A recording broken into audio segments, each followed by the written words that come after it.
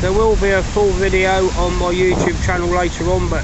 if you choose just to watch this, I hope you